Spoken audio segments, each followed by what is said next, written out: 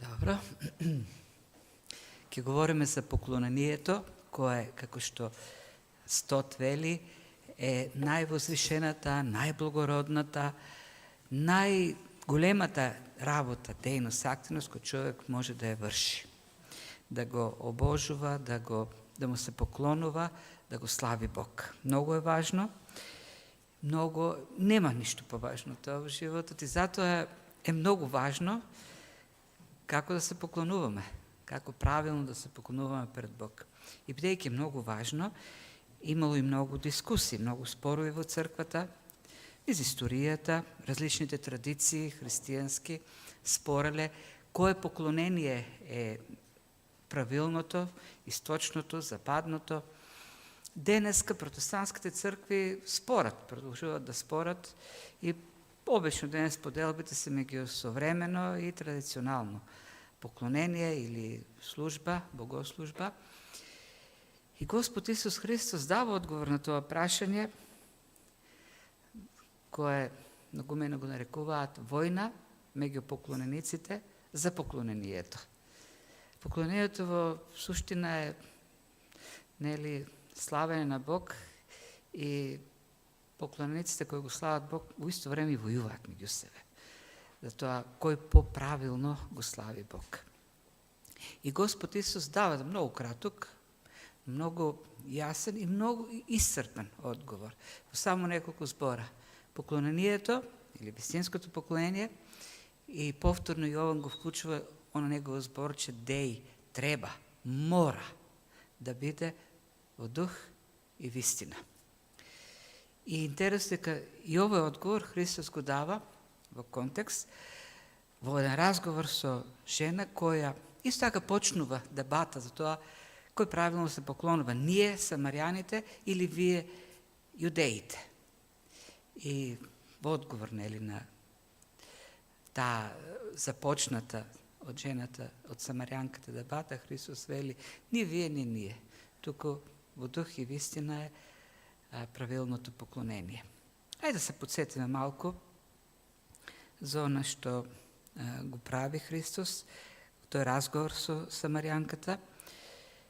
Тој, меѓу другото, тој одговор го дава во дух и вистина Христос, кога веќе и се открива на жената како оној кој го има ултимативниот одговор, авторитетот кој може да даде одговор на тоа прашање. И оној чишто одговор треба да го прифатиме.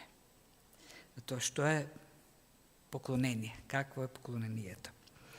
Значи, Господ Исус, видов минатиот пат во 4 глава, тргнува од Јудеја кон Галилеја, го напушта јудејското служење, ја остави Галилеја, Јудеја тргна кон Галилеја и реши така чудно, мораше пак, вели Јован, требаше да помине низ Самарија, зашто уште пред создавањето на светот имаше закажено состанок со една самарјанка кај еден бунар. Многу важно историско место, уште од древноста, Јакововиот бунар, место каде што се случувале важни настани уште од почетокот на Божиот народ. И Христос доаѓа таму насред пладне, седнува покрај бунарот и доаѓа самарјанката. Христос се заговара, бара сад, кофа што има за да наполни вода. Меѓутоа самарјанката цело време гледаме, ги врти моабетите, онака по човеч како што ние правиме, со малку иронија, малку и провокација. Вели, ти си јудеин, јас сум самарјанка, ние не се мешаме, зашто ме бараш во немањето сега, во потребата, сега не можеш од каде да си налееш вода, бидејќи е длабок бунарот, па сега ми се обрекеш мене. Па Исус одговара дека има уште подобра вода, многу подобра вода од таа кој што може да се нацрпи од бунарот. На тоа пак возвраќа самарјанката, овој бунар Јаков, нашиот татко, го ископал, тој пиел, неговите деца пиеле, а ти си поголем од нив, не ти чини оваа вода. И Христос повторно се обидува така во духовна насока да ги води работите. И вели, ама таа вода што јас ја давам е жива вода која се претвора во еден внатрешен извор кој дава вечен живот. И тоа самарјанката повторно физички свекајќи ги работите, вели, многу сакам таква вода, дај ми повеќе, да не се мачам да доаѓам овдека на бунарот да пиjem вода. И продолжува пак, гледаме, ќе видиме овој диалог, Христос цело време сака некако да поттикне духовна жет, наспроти физичката жет која жената нели ја користи. И гледам како Евангелието ја буди постепено, ја уживува и ќе се стигне до моментот кога веќе ќе се стигне до духовна тема и таа ќе ги почне духовните разговори и тоа е всушност моментот од кој продолжуваме понатаму, кога се свртуваат и жената ги свртува, го свртува целиот разговор кон духовна тема, кон духовни теми. Колку од потреба или од некакви други причини ќе видиме, но како и да се постига целта. Најпосле почнуваат да зборуваат за духовни работи. И клучниот момент е притисок. Христос решава веќе да ја притисне на болното место, на болната точка во незиниот живот. И што вели? Наеднаш, откако жената века, дај ми таква вода да пијам, никогаш повеќе да не доаѓам, Исус се вели, оди, повикај го твојот маж и дојди тука. Од никаде сега Христос бара нешто друго од неа, да го повика мажот. И го користи всушност, и кривим понатаму во разговорот, очигледно тоа е болна точка во незиниот живот, имајќи го предвид многуте мажи кои ги имала. И тоа не го прави Христос од злоба, иако жената цело време некако провоцира и се така се ода впечатлок како и Христос сека да сака да ја испровоцира. Ајде, викни го твојот маж, да се види кои се твоите проблеми во животот. Христос воопшто не го прави тоа од злоба, туку да ја поттикне незината духовна жет, притисната од проблемот што го има во животот. Или Христос овдека користи еден стар принцип, кој важи и за физичкото тело, преку болка се доаѓа до лекот. Или лекарите, порано кога немале инструменти, па и сега, кога ќе се пожелеш на болка и ќе одеш и ќе почне да притиска, и тоа така силно, тука боли, а тука не, тука боли. Тука е местото. Треба да видиме, за да знаеме и што да лекуваме и како да лекуваме. Така Христос го прави тоа за да дојде до разбирањето на низиниот проблем, за да побара и решение за тој проблем. Знаете ли, човекот не е заинтересиран за Словото на Бог. Го гледаме тоа, не се интересира.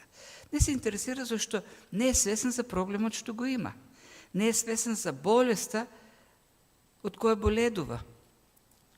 И не ја чувства таа духовна жет, бидејќи не е свесен за болеста и за потребата од лекување од таа болест. Не е свесен за духовната заболеност. И бидејќи не ја разбираат опасноста во која се наоѓаат, смртната опасност, тие се фокусираат само на оние и се многу чувствителни и лесно реагираат на физичката глад, физичката жет. И многу е лесно кај човек да се поттикне физичкото, физичкиот инстинкт, физичката потреба, физичкиот глад, физичката жет, физичката поход. Многу лесно. Само потребно е да види и веднаш во него почнуваат да работат физичките сензори на походта.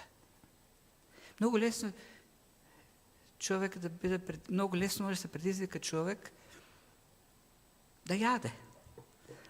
Однеси го кога е време за ручек во ресторан и додека ја носат бечката шницла и салатата, веќе почнуваат соковите во устата, во желудникот да се лачат. И не знам дали некогаш сте имали такво искуство, аз никогаш не сум имал некој да заспие додека му носат јадење и му кркорат сревата или додека јаде. Не заспива. Понуди му духовна трпеза, заспива. Многумена заспиваат додека нели им се сервира духовната храна.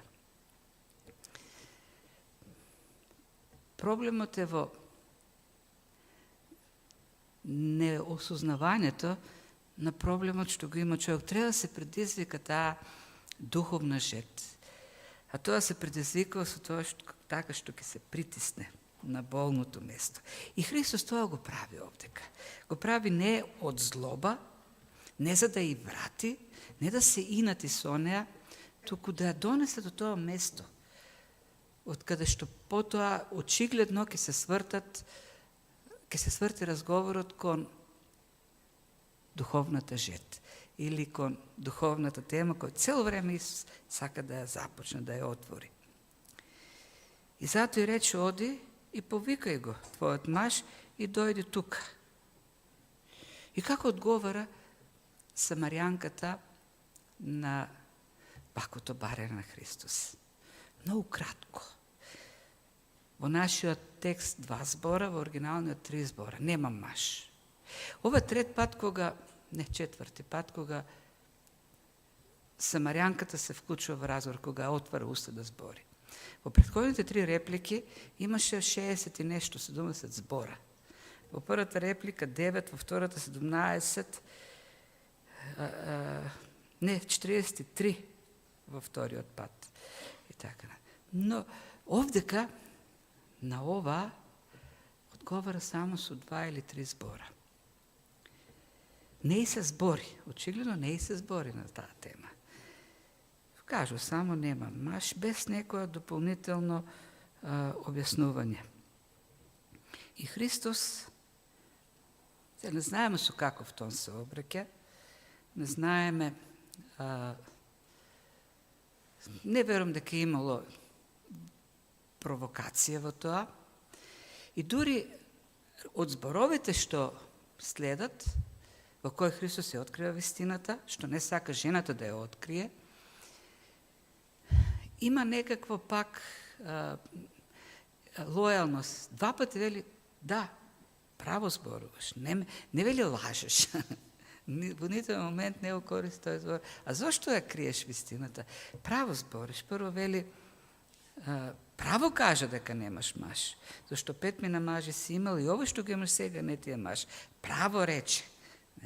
Право кажа, право. Ја говориш вистината. Иако не ја кажуваш на начинот на кој што треба да ја кажеш, сепак ја зборуваш вистината. Сега,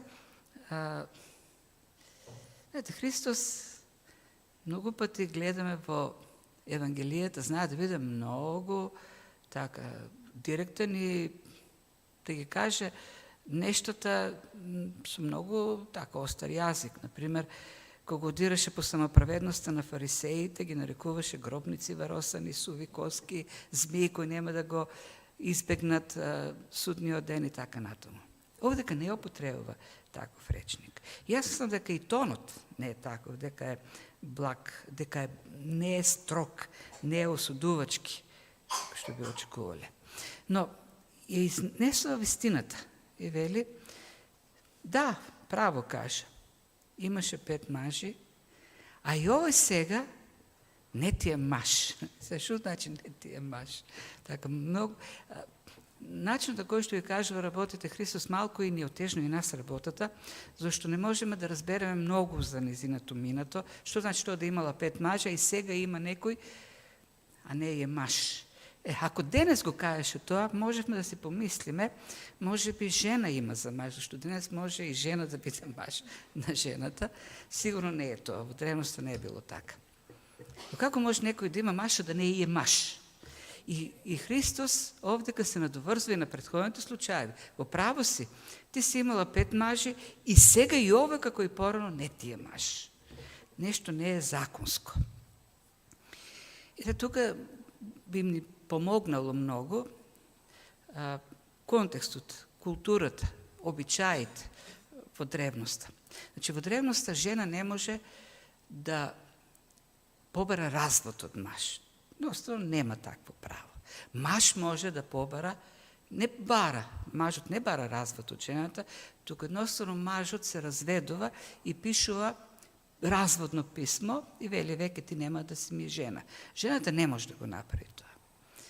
И мажот може да го направи тоа по различни причини. Фарисеите или равините спореле за тоа колку сериозна треба да биде причината. Да, сите се согласни дека во случај на блудство мажот може да го напише тоа разводно писмо, меѓутоа има многу други финеси, например по радикалните фарисеи велеле дека многу треба да биде голема причината како блудство или непокорност голема на жената, додека по-либералните, како например Хилел велел дека дури ако не е задоволен мажот од жената, например ако кафето не му се допаѓа или манчата загорува, може и од таа причина да ја даде разводно писмо. Како и да е, имајќи го преди тоа, можно е сите мажи претходни да умреле. Па и така таа да останувала без маж. Меѓутоа, начинот на кој што го кажа тоа Христос дека и овој не е маж како претходните, говори за некакви, дали се блудства. Можела и жената, бидејќи од секој правило има исклучок, и жената се разведе од мажот. Например, ако некој богат човек бенди се некоја мажена жена, тогаш тој може да се спазари со сопругот за пари и сопругот да ја даде разводно писмо, и во тој случај излега на крај дека жената го бара разводот, а не мажот. Но тоа биле ретки случаеви. Обично мажот го правил тоа. Така да, најголемиот број коментатори сметаат дека станува збор за неморален живот. Жена која има незаконски врски со маж. И сега и овој не е законски маж што го има. И тоа е причината поради која жената многу и не говори, не објаснува. Кој сака да се занимава со својот греф и со својата состојба. Како и да е, Христос ја открива таа ситуација и пак кажам, не за да осуди, туку прво да открие својата природа, која не е обична човечка, тој не е некој обичен еврин, каков што самарјанката го перцепира преку цело време. Мисли дека тука има некој еврин, со кого си имаат етнички проблеми, конфликти, непријателства, и целиот разговор таа го води во таа насока. И во еден момент Христос открива дека е нешто повеќе. И таа го препознава тоа, го разпознава и му вели: Господи, гледам дека си пророк. Веќе се открива духовна природа на Христос. Се открива дека може од него да разбере нешто повеќе од обична вода и обични етнички спорови. И со тоа што кажува, гледам дека си пророк, жената на известен начин признава дека Христос дека тоа што ја кажува за неја е вистина. Да, навистина е така. Ти си пророк. Ја кажа вистината за мене. И откри нешто за Христос. И тоа е целата на Христос. И од тука ќе видим се свртува разговорот од тие етнички теми на духовни теми. Ама пак обоено со етнички конфликти.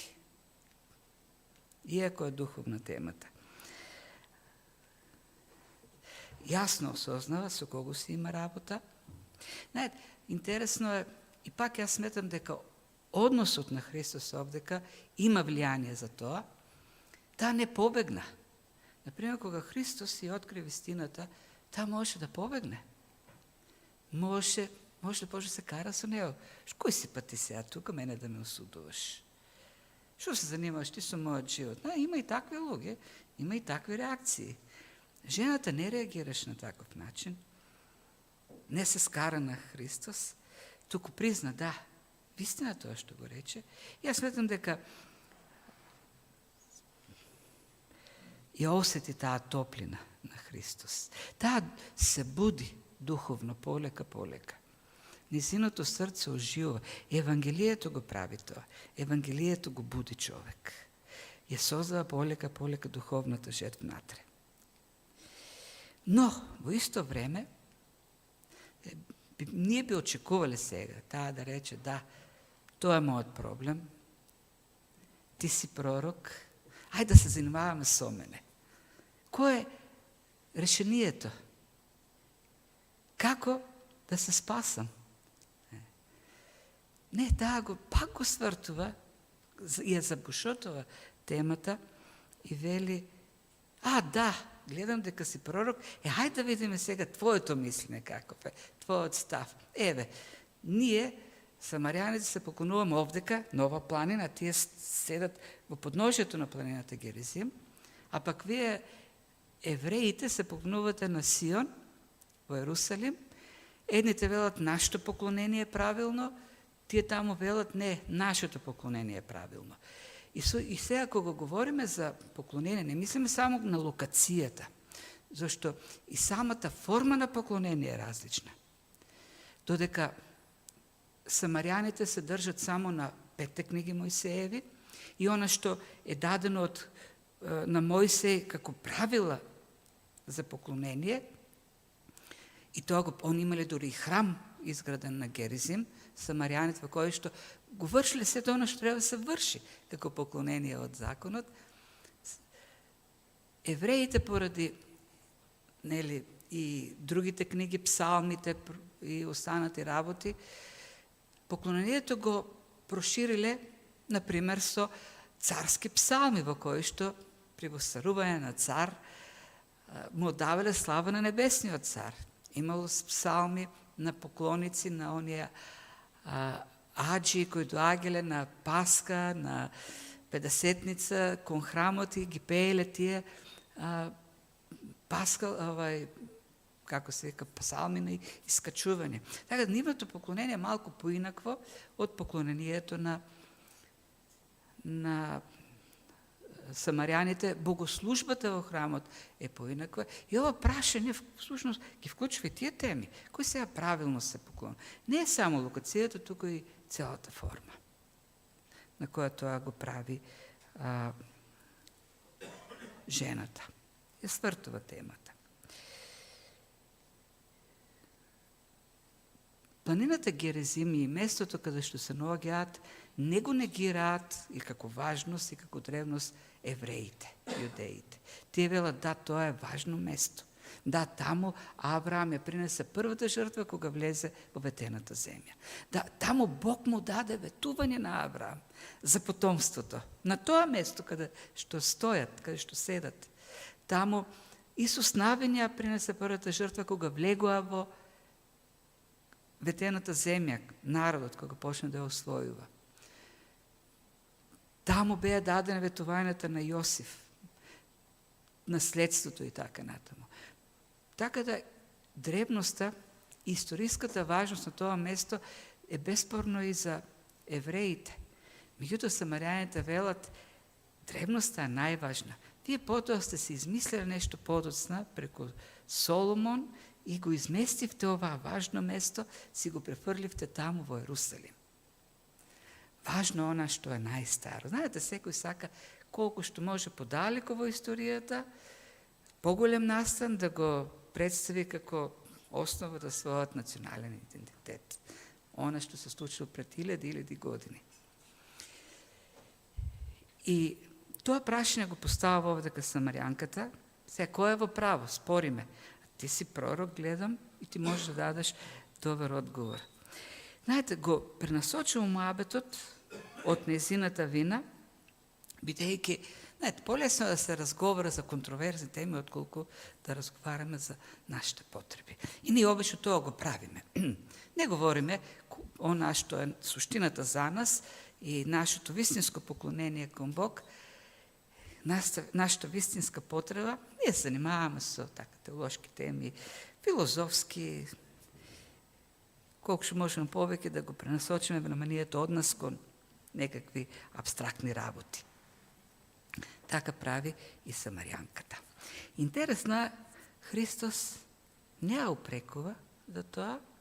Интересно е дека од тука натаму тој нема се врати пак на темата на Самарјанката. Нема да ја каже, чекај сега ти.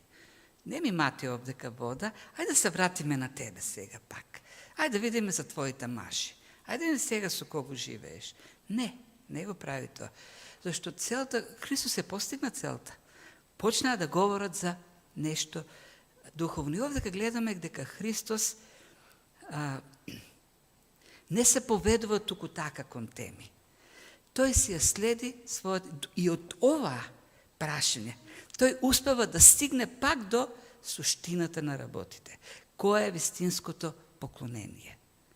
И овдека пак ќе стигне до внатрешното во човекот, до духот, до вистината. Христос не е таму, на тоа место.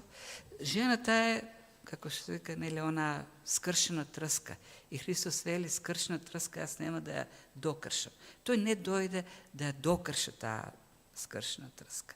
Не, тој дојде и ја притисне на болното место, проблемите во животот, болката што таа ја имала во минатото, за уште подлабоко да ја осети важноста на благодата на Бог, да ја оцени и да има поголема благодарност, да се види тој контраст од минатиот живот и она што ќе го искуси преку задоволувањето на таа духовна жет, што ја поттикнува цело време Христос. И така, Божјата благодат ќе светне уште посјајно во незиниот живот. И така, и благодарноста ќе биде поголема, ние ќе видиме навистина ќе се случи тоа. Дека ќе дојде во незиното срце вистинско поклонение, во кое што таа нема да може да издржи, а да не истрче веднаш во градот и на сите да им каже: Месијата го видов, дојде Месијата. Тоа е целта на Христос. Гледаме како тој не се фаќа на стапицата да почне сега спор за евреите, јудеите. Да, ќе каже нешто многу кратко, ама пак во еден друг контекст, својата месијанска служба да ја представи. И така, одговора да Христос, така што ќе каже: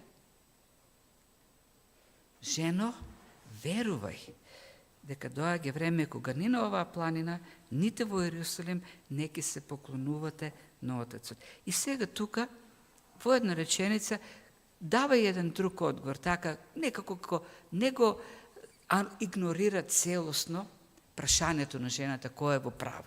И вели: ви му се поклонувате на она што не го знаете, а ние се поклонуваме на она што го знаеме, зашто спасението е од јудејците. Тоа е главното. Тоа сака да го потенцира. Со други зборови, што и вели на жената: вие имате едно поклонение кој е резултат на вашето незнаење, што значи недоволно знаење. Вие се ограничивте само на 5 книги Мојсееви. Вие ги немате историските книги, ги немате псалмите, ги немате пророштвата, каде што јасно се кажува дека спасението или Месијата е од јудејците. И сето тоа за да ја доведе неа, да ја тргне таа етничка предрасуда. За да ја каже: јас сум јудеин, јас сум Месијата. Зошто и Бог рече дека од јудејците е Месијата. Тоа што јас сум јудеин не треба да биде пречка за да видиш, да спознаеш дека јас сум Месијата, зашто и така е напишано.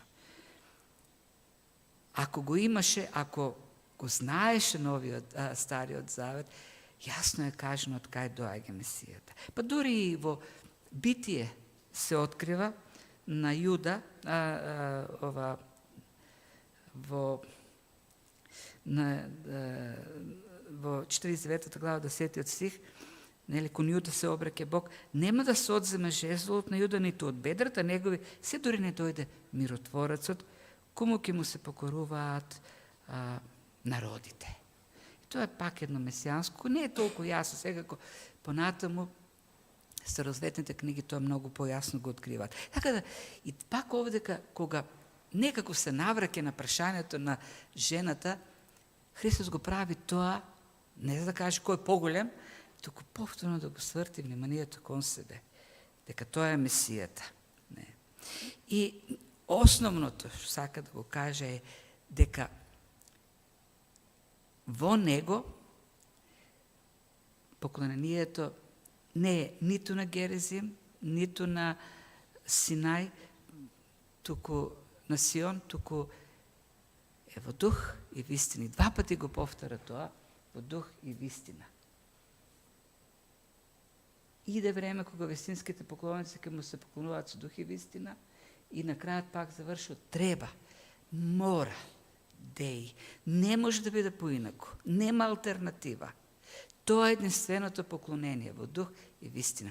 И сега, овдека мора да направиме, да дадеме некои граматички објаснувања за фразата која користи во двата случаеви, истата фраза, ент пнеумати кај алетеија, без предлози се. И не е членуван нити зборот пнеумате, ниту алетеија. Што значи дека не станува збор за личности. И ова не враќа, ваквата употреба не враќа во 3 глава, каде што Христос говореше со Никодим. И таму неколку пати е употребен зборот дух, пнеума, негош членуван, негош не членуван. И таму тој рече на Никодим, ти треба да се родиш од горе. Потом му рече, вистина велам, и говори за родени од вода и дух, каде што не е членуван зборот дух. И потоа вели, родените од луѓе се луѓе, родениот од човек, а родениот од духот е дух начленувано, духот членувано. И ваквата фраза, која користи пак Јован, и треба да имаме предвид неговата употреба на граматиката, говори не за Светиот Дух, говори за дух и говори за вистина, не како Христос вистината, туку како вистина, а во Евангелието вистина е Словото. Дух и Слово. Ајде да видиме сега што сака да каже. Прво, негира дека ќе биде на физичко место. На некакво конкретен, и кога говори за физичко место, има пред храмот, објектот. И се она што се прави во објектот. Зошто вели Бог е дух. Бог е дух и тој не живее на определено место. Тој не се концентрира, тој не може да биде сместен во определена локација или објект. И тоа го знае во Стариот Завет. И кога Соломон го посветуваше храмот во Ерусалим, тој самот рече, зар Бог ќе сака да живее на земјата? Небото и небесата не се доволни да те соберат, а уште помалку овој храм што јас сум го изградил.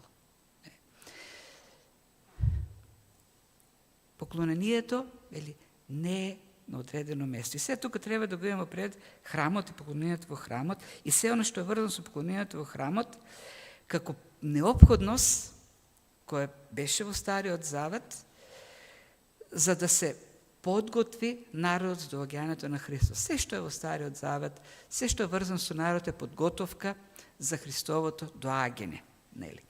И законот и целата богослужбена форма во храмот. Се што се правеше во храмот, се беше слика за Христовото доаѓање. И Христос вели, не дека таму живее Бог, но имаше потреба од храм во кој што таков ќе биде системот на поклонение, во кој што ќе се гледа потребата од Месијата или Спасителот.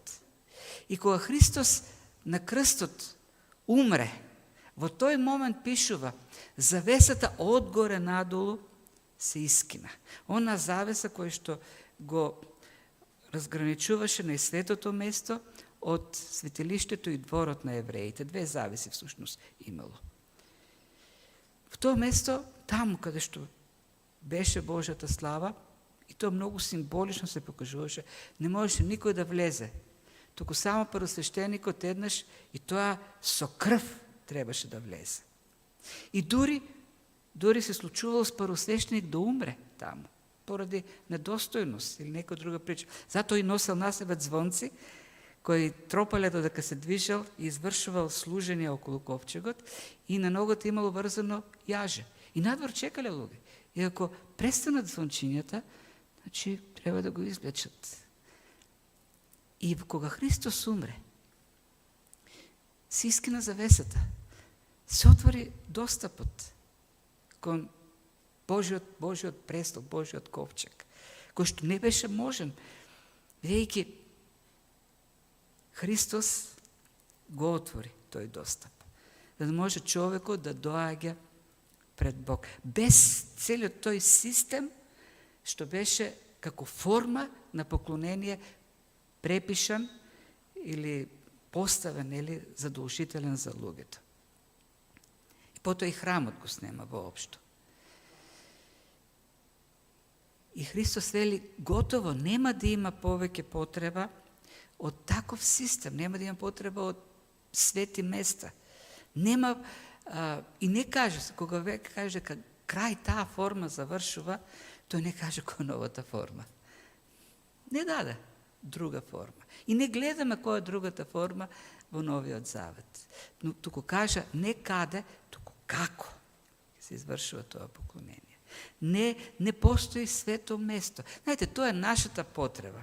Не е потребата на Бог. Нашата потреба е ние да направиме објект кој ќе изгледа мистично, кој внатре ќе биде украсен со предмети, со објекти кои создаваат во човекот мистика. Бог нема таа потреба. Иако ние велиме дека не сме обременети со формата како други традиции, јас познавам луѓе, протестанти, кои отишле во Израел и потоа се враќаат и велат, таму го почувствував Бог вистински. Добро, зошто, како? Дали таму Божјата природа на кубен метар воздух е поприсутна? Не ми јасно како може таму да се почувствува Бог, поконцентриране воздухот со Божјото присуство. Нели, Бог е дух, Бог не е материја. И ако не е на физичко место, продолжува, Христос вели, поклонението е во една духовна реалност, не физичка. Тоа е во дух, кај пишува понатаму. Поклонението е во дух. Дух. И кога говори дух, нели, се враќаме назад, не во светиот дух учествува во сето тоа. Меѓутоа, каде се случува тоа? И гледајќи го, нели, досега, она што ни открива Јован за дух, тоа е раѓањето од доскоре. Тоа е новата природа, тоа е новото создание. Во дух, во обновениот дух се случува поклонението. Во таа духовна реалност која човекот е дојува со новораѓањето во себе. Каде што на вистина присуствува Светиот Дух, кај што живее Светиот Дух. Натре, во новиот човек, во новиот живот, ние му се поклонуваме на Бог, го обожуваме, го славиме, му благодариме за неговата слава, величие, добрина и сите други работи. Таму, во таа... Зошто вели, Бог е дух. Роденото од човек е човек. И човекот во својата физичка природа не може да му се поклонува на Бог. Зашто Бог е дух. Роденото од духот е дух. И во таа духовна реалност, кој човек со новораѓање ја има во себе, ние можеме да се среќаваме со Бог. Духот се среќава со духот. И продолжува. За не остане на мистика, а за жал многу христијани остануваат на таа мистика. Продолжува и вистина. Дух и вистина.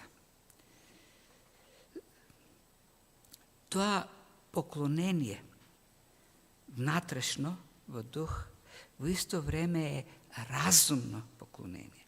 Зашто вистина, кога говори за вистина, се има предвид Божјата вистина, се има предвид Словото. Тоа е терминологијата што Јован ја користи. Зашто кога говориме за поклонение, и то треба да го повтараме многу, посебно во ова современо христијанство што го имаме. Не е чувства. Или не е само чувства. Та има и чувства, човекот и чувства. Меѓутоа, ако прашате луѓе за славење, за богослови и така натаму, во најголема мера се сведува на чувства. Чувства. Како беше денес? Ами не беше добро. Не се збори за Словото. Моето лично искуство. Немаше благодат. Или не работеше Светиот Дух. Добро, како знаеме? Па така, внатрешно нешто. Разбирам. Чувства. Не, вели, поклонението е во дух, внатре се случува и во вистина. Вистина која не се чувства, се осознава со умот. Зашто не можеме ние со своите чувства да ја одредиме вистината. Вистината не се, критериум за вистината не се нашите чувства. Чувствата се многу субјективни. Чувствата во прво реагираат на нашата стара природа. Чувствата се најосетливи на старата природа, на похотите, на егото, на суетите. На тоа реагира. И не можеме да го обвиниме Светиот Дух, не можеме да обвиниме било што друг, Бог да го обвиниме, кој кажеме немаше благодат. Па да, може некој накриво да напогледа на служба и тоа веднаш да ги предизвика нашите чувства. И ние да останеме затворени за действото на Бог. Не. Вистината е она што ги води нашите чувства. Ние треба да ги покориме чувствата на вистината. Зашто вистината е објективна. Словото е објективно. Знаете ли, ако ние поклонението го сведеме на прашањето, како јас се чувствав денес на служба, тогаш нема поклонение на Бог. Тоа е поклонението на мене. Целата служба всушност треба да биде моделирана за мене. Како јас ке се почувствувам? Не, одговорот на прашањето треба да, вистинското прашање треба да биде колку Бог беше прославен. Колку на Бог му се поклонивме, а не колку јас бев допрен, колку јас бев чувствав благодат и помазание. Ако немало благодат и помазание, добро е да се прашаме, да отидеме пред Господ, Господи, може би нешто не е во ред со мене. Зошто Светиот Дух не ме восхитува од вистината која слушам. И знаете зашто кога не можеме да ги негираме чувствата. Чувствата се реални во човекот. Но тие чувства водени од вистината ќе реагираат според вистината и не секогаш. Тоа ќе значи екзалтирано скревање раце, скокање, танцување. Некогаш Словото ќе поттикне и тага, и плач заради гревовите. Јас се чудам како секогаш сите песни денес што се прават, треба да поттикнат такви емоции во кои што има разиграност, веселби. Кај е тука Словото кој изобличува за грев? Или пак ќе кажеме, како што некој велат, нема веќе грев и не треба веќе да не се грижиме за гревот. Од тука врзани се работите, затоа се пропагира денес теологија која вели дека ние не треба повеќе да се грижиме за гревот, не треба веќе да се покојуваме за гревот. Кога одиме на црква на поклонение, само се радуваме и никаква мисла која ќе го натовари, која натовари нашата совест, не треба да не вознемирува. Зошто? Зашто Господ не ги простил сите гревови и крај веќе ние нема потреба да се каеме, да се покајуваме. Нели сме потомци на реформаторите кои велат сола скриптура, скоро се славеше денот на реформацијата. Знаете што значи сола скриптура? Само Библијата, само Светото писмо е критериум за се. Светото писмо е она кој треба да присуствува во поклонението, во обновениот дух, во новото создание, каде што преку дејството на Светиот Дух оживува вистината, Светото писмо. Тоа е вистинското поклонение. Таму се случува, во таа духовна реалност во нас. Што направил Калвин во Свети Пјерли, како се викаше катедралата, каде што проповедал долги години. Кога влегол таму, бидејќи тоа била католичка катедрала, на централното место бил она олтарот, жртвеникот, каде што се служила го причестата. Тоа го тргнува, зашто тој олтар го дели свештеникот од луѓето. И таму го става амвонот, и на амвонот Библијата, да каже, ова е централното место. И ова е централната тема на поклонението, Божјото Слово. Така светлина доаѓа. И затоа, пост темпрас лукс е еден друг слоган кој не ни е многу познат, вели, по темнината светлина. По она темнина во која беше потоната црквата дојде светлина. Зашто дојде Словото. За жал, ние денес треба да пишеме на црквите пост лукс тенебрас. После светлината од реформацијата, пак темнина почнува во црквите. Зошто? Зашто луѓето не го сакаат Словото на Бог. Тоа не ги пали човечките емоции и страсти. Те сакаат нешто што ќе ја гали нивната суета, нивните ушите, така да кажеме, на похотите. И доаѓа темнината. Нема света. Јас се чудам, христијанството денес се радува, се надева дека луѓе како Трамп ќе го спасат христијанството. Докај се стимна стандардот на црквата. Тие луѓе ќе не спасат. Тие се моралистите кои ќе не спасат денес. Па тоа се луѓе кои самите не знаат колку бракови имале и колку деца имаат во животот. Тоа се луѓе кои с тоа што ќе си го покаже куќето, акциите му скокат за по 2-3 милиарди луѓе. А знаете кога тебе наеднаш ќе ти скокне богатството за 10 милиарди, тоа значи, иако не се големило производство реално, најсиромашните веднаш осиромашуваат за 10 милиарди. Тоа е масата пари, тоа е масата стоки. Се прераспределува од едни на други. И христијаните паѓаат у несвет восхитени, дојде Спасителот. Знаете дека тие луѓе пред 150 години во една реформирана Америка немаше да можат да бидат чистачи во Белиот дом. Да, имајќи го предвид нивното морално ниво. Не сакам да кажам дека политиката е политика, но никако христијани треба да го кренеме стандардот. Не е тоа стандардот на христијанството.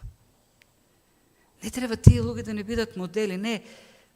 Еден Никодим кој што е милион пати по-морален и по-добар од сите тие, Христос му рече, ти треба да се родиш од озгора. Тоа е вистината. Ти не си ми стандард на морал или на праведност. Во никој случај. Остануваш гробница варосена. И ако да Никодим беше исправен по потребата за едно вистинско обновораѓање и покаяние, а ние се восхитуваме на луѓе кои така демек се вакво носители на моралот денес и на нашата вера, меѓу другото, заштитници на христијанството. Жално е тоа христијанство кој се надава на спасение од такви личности. Ма тоа покажа колку христијанот се оддалечил од светлината и се надева, и се восхитува, и слави такви личности. Славењето, да, треба да биде дел од поклонението. Зашто Евангелието, зашто поклонението во дух и вистина го поттикнува човек да го слави Бог. Но пак тоа треба да е во вистина. Со песни кои и ја одразуваат вистината на Евангелието. Не песни кои нашите чувства треба да ги задоволат. Не песни кои нашиот вкус за музика или за поезија, така натаму треба да го задоволат. Но песни кои имаат вистини за Бог, кои ги содржат вистините за Бог.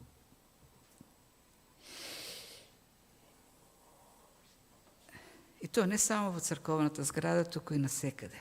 Целиот свет е Божиот храм. И целиот живот треба да биде израз на поклонение. Една песна за поклонение треба да произлезе од срце, од човек, чишто поклонение веќе се случило во него.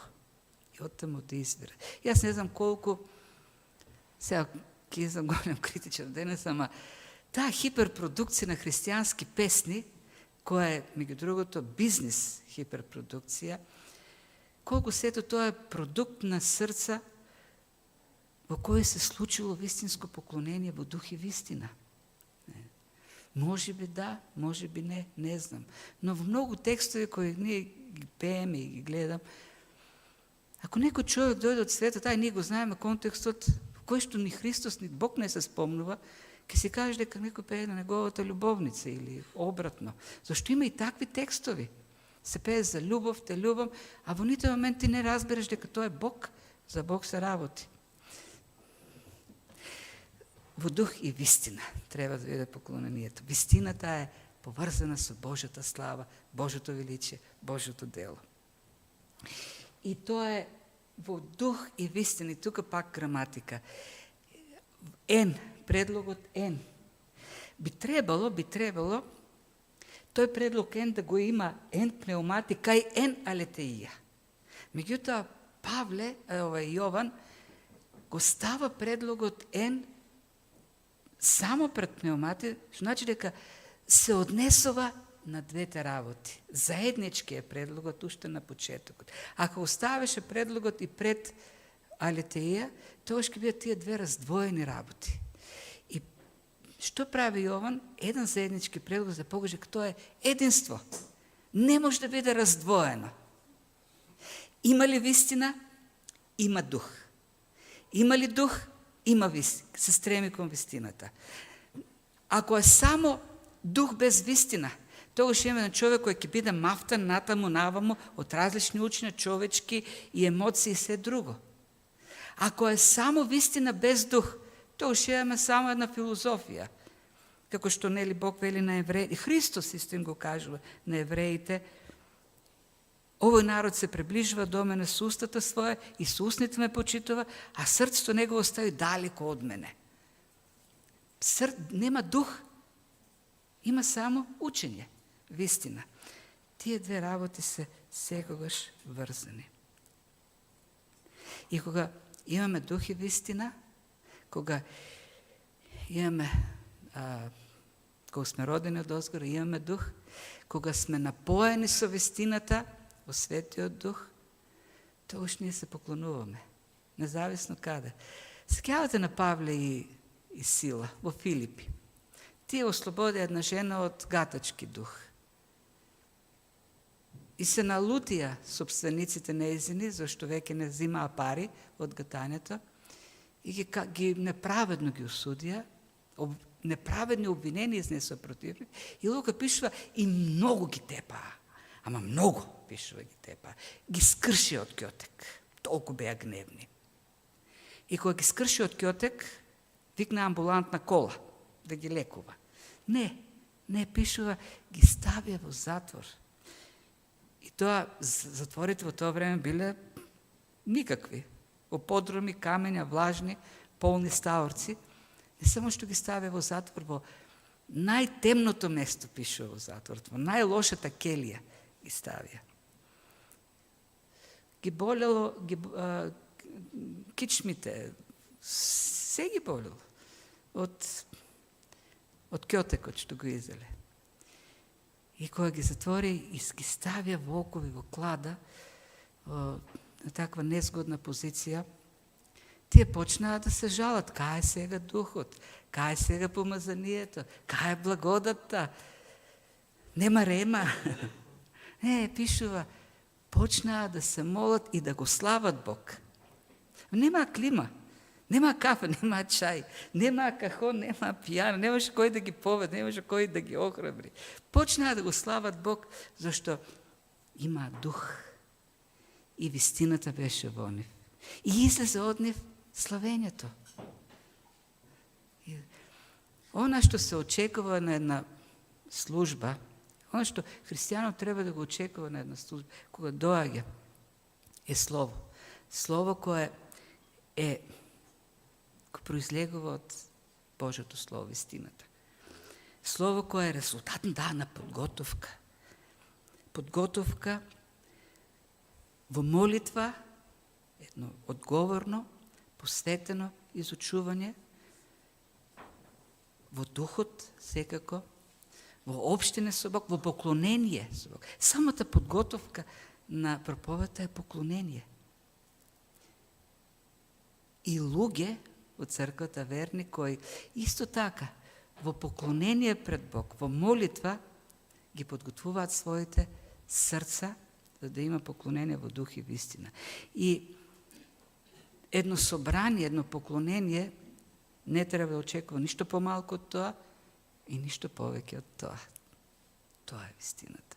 Тоа е поклонението во дух и во вистина.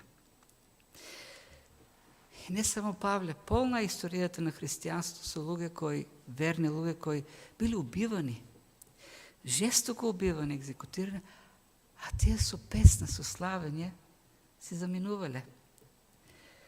Клауди Брусон е неформалниот водач на хугенотите од 17 век, истакнат адвокат, кој бил осуден, екзекутиран во тоа време, ги ставале на тркала, кај што им ги кршиле коските, коска по коска, им го кршиле телото.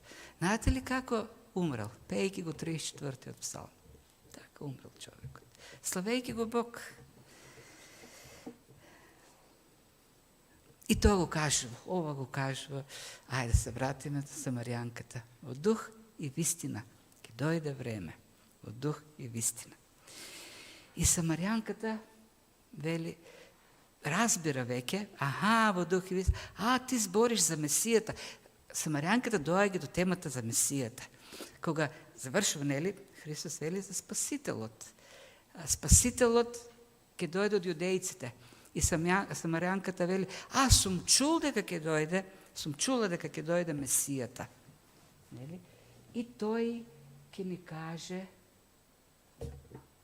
да, знам дека ќе дојде Месија, наречен Христос, кој ќе дојде, тој се ќе ни каже. И тоа наречен Христос е додаток од Јован, не нели од Христос, да објаснува Јован што на грците, на елините, што значи Месија. Христос помазан, тој се ќе ни каже. Така одговора жената. Знаете, се води темата полека кон духов, кон конечната нели цел, до Месијата, прашањето за Месијата. И стигнува до тоа прашање, до Месијата. Со тоа што нели ќе каже, Месијата ќе дојде од јудејците.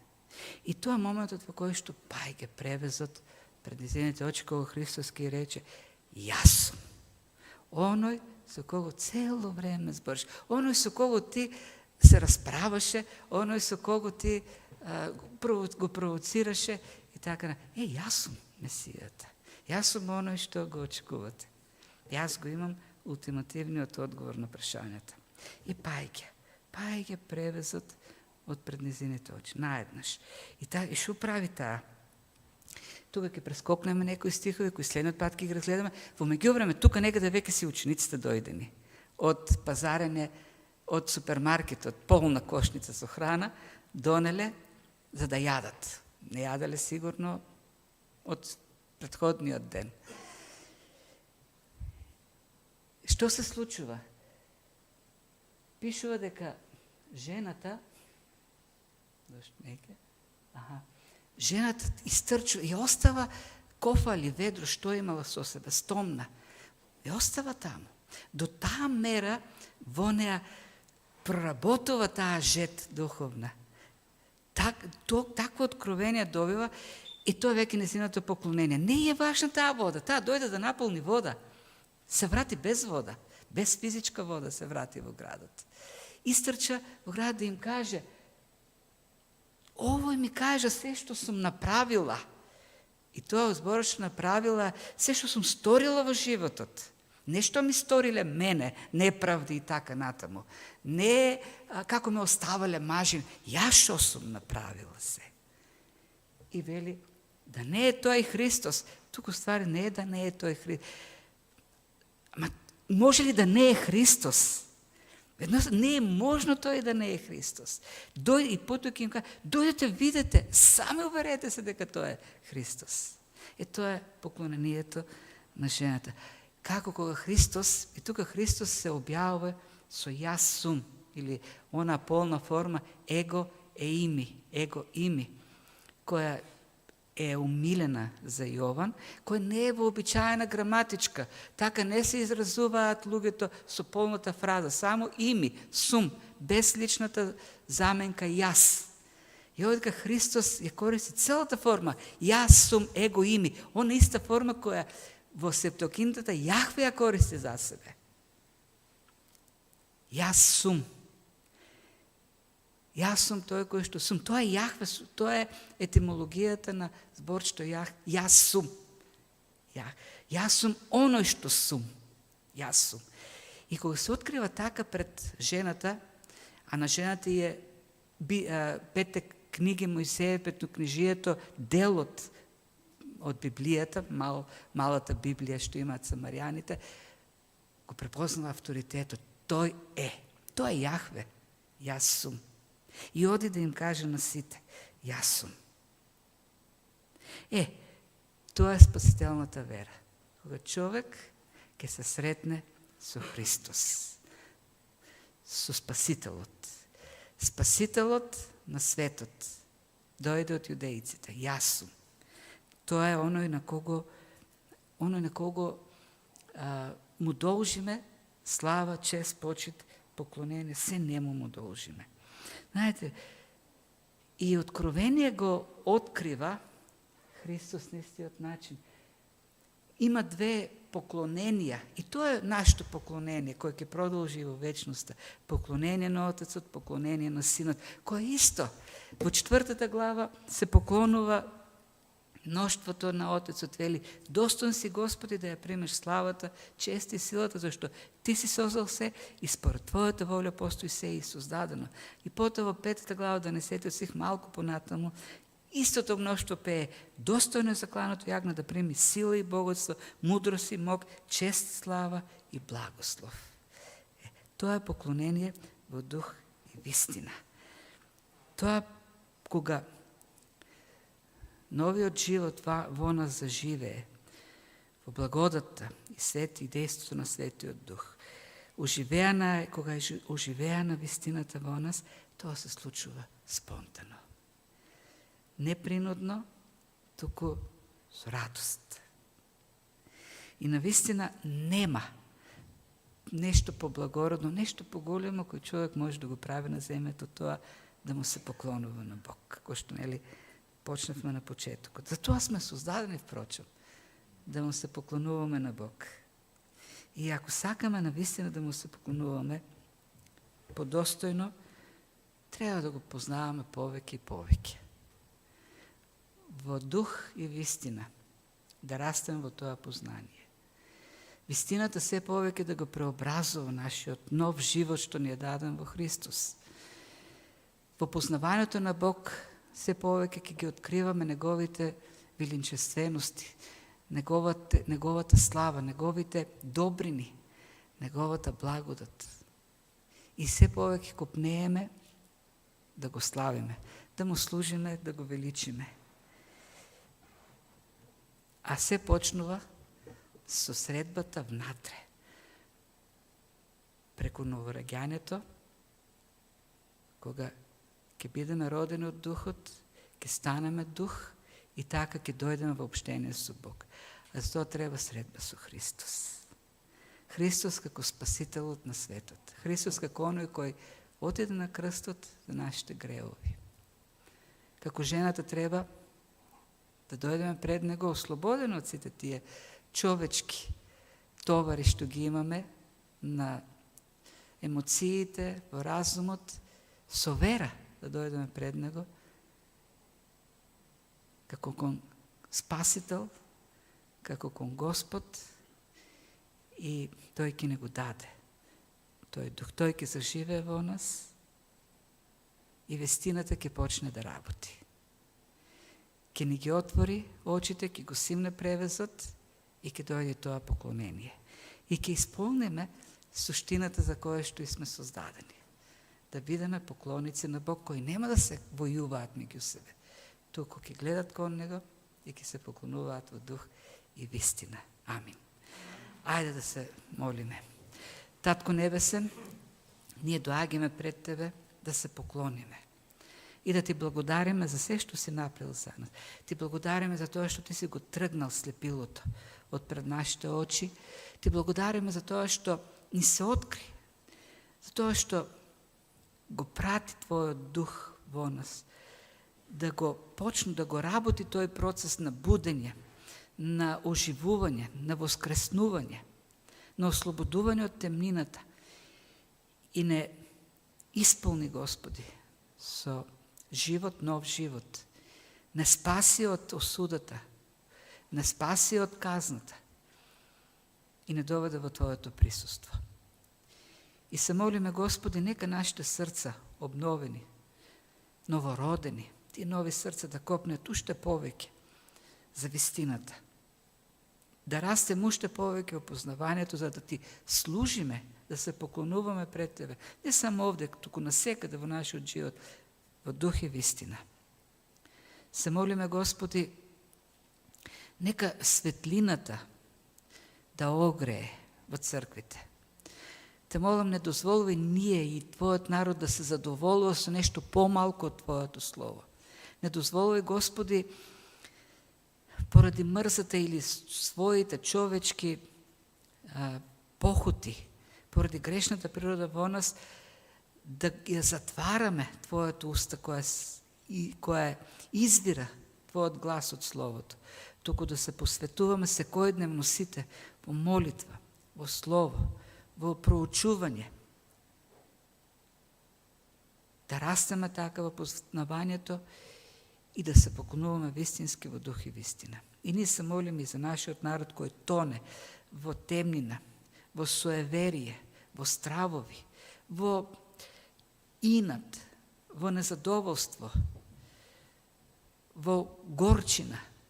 Ти, Господи, да го огрееш со Твојата светлина и употребија Твојата црква.